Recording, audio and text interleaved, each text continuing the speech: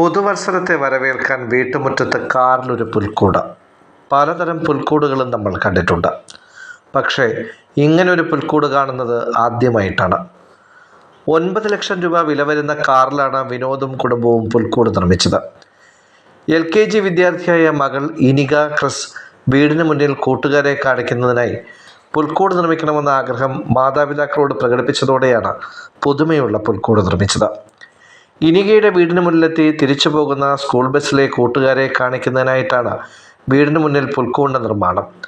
മകളുടെ ആഗ്രഹം കളർഫുള്ളാക്കുന്നതിനായി വ്യത്യസ്തമായ പുൽക്കൂട് ഒരുക്കുന്നതിനായി വിനോദും ഭാര്യ അനുപ്രിയയും തീരുമാനിച്ചു.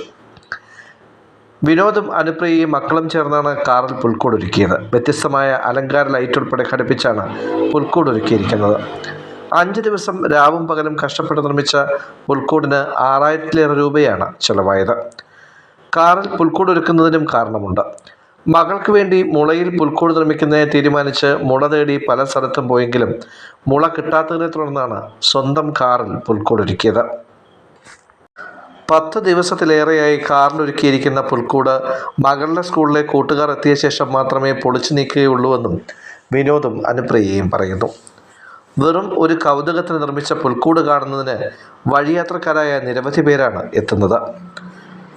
അരങ്ങമുകളിലെ ക്രിസ് ഹൗസിന് മുന്നിൽ പാർക്ക് ചെയ്തിരുന്ന കാറിലാണ് പുൽക്കൂട് ഒരുക്കിയിരിക്കുന്നത്. മകളുടെ കൂട്ടുകാരുമൊത്ത് സെൽഫി എടുത്ത ശേഷം പുതുവത്സരം കഴിയുമ്പോൾ മാത്രമേ ഈ പുൽക്കൂട് പൊളിക്കുകയുള്ളൂ.